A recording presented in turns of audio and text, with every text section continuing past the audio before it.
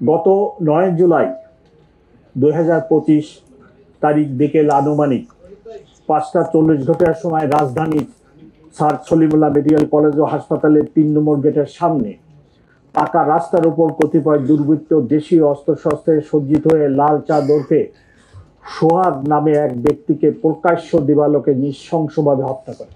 ঘটনা চলাকালীন সময়ে 999-এর মাধ্যমে চকবাজার থানার ভারপ্রাপ্ত কর্মকর্তা ঘটনার সংবাদ পাওয়ার সাথে সাথে বিষয়টি চকবাজার পুলিশ ফাঁড়িকে অবহিত করলে চকবাজার পুলিশ ফাঁড়ির ইনচার্জ সাব ইন্সপেক্টর সরোয়ার কয়েক মিনিটের মধ্যে ঘটনাস্থলে পৌঁছে। সেখানে গিয়ে পুলিশ দেখতে পায় অভিযুক্তরা একটা মবের পরিবেশ তৈরির চেষ্টা করছে।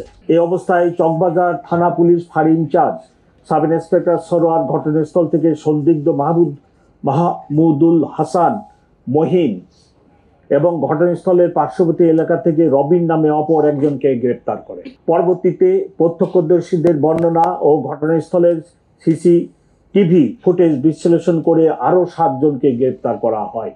মোট গ্রেপ্তারের সংখ্যা 9। উল্লেখ্য যে ভিকটিম সোহাগকে উপর্যুপরি পাথর নিক্ষেপ করা ব্যক্তিকে চিহ্নিত করা গেলেও সেই সময় তার পরিচয় শনাক্ত করা যায়নি। পরবর্তীতে পুলিশের বিশেষ টিমের সহায়তায় তার পরিচয় নিশ্চিত হয়ে তার অবস্থান চিহ্নিত করে 15 জুলাই তাকে পটুয়াখালী জেলা হতে গ্রেপ্তার করা হয়। ওয়ালটন এখন দেশের সীমানা পেরিয়ে পৌঁছে গিয়েছে 50টিরও বেশি দেশে। ওয়ালটন, ঘরে ঘরে, বিশ্বজুড়ে। প্রাথমিক জিজ্ঞাসাবাদে জানা যায় তার নাম মোহাম্মদ রেজওয়ান উদ্দিন অভি, বাবার নাম মনোরঞ্জন বসু, মাতার নাম বিউটি দেব মিলা এবং সে একজন ধর্মান্তরিত মুসলিম।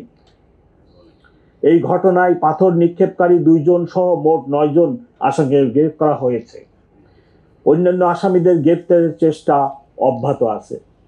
এই হত্যাকাণ্ডের প্রকৃত রহস্য উদ্ঘাটনের জন্য ধৃত আসামিদের রিমান্ডে এনে জিজ্ঞাসাবাদ চলছে। ইতিমধ্যে এই ঘটনার এজাহার নিয়ে বিভিন্ন সামাজিক যোগাযোগ মাধ্যম ও গণমাধ্যমে বিভ্রান্তিমূলক তথ্য ছড়ানো হয়েছে।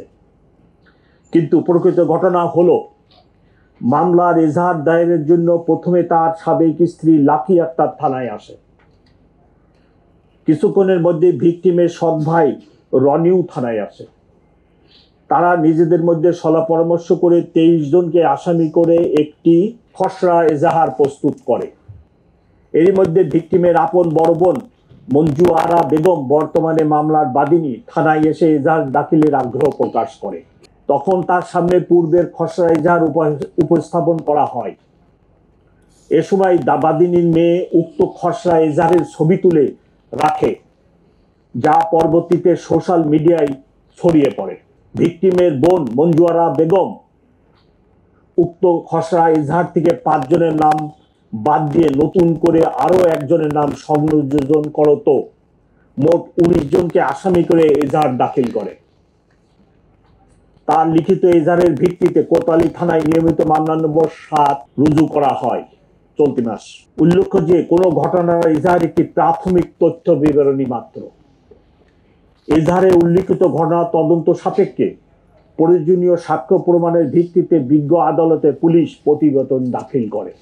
আমি দৃঢ়তার সাথে বলতে চাই, এই নারকীয় হত্যাকাণ্ডের সাথে জড়িত সকলকেই আমরা আইনের আওতায় নিয়ে আসব এবং এ ধরনের জঘন্য অপরাধের পুনরাবৃত্তি না ঘটে সেই জন্য অপরাধীদের দৃষ্টান্তমূলক শাস্তি নিশ্চিত করা হবে।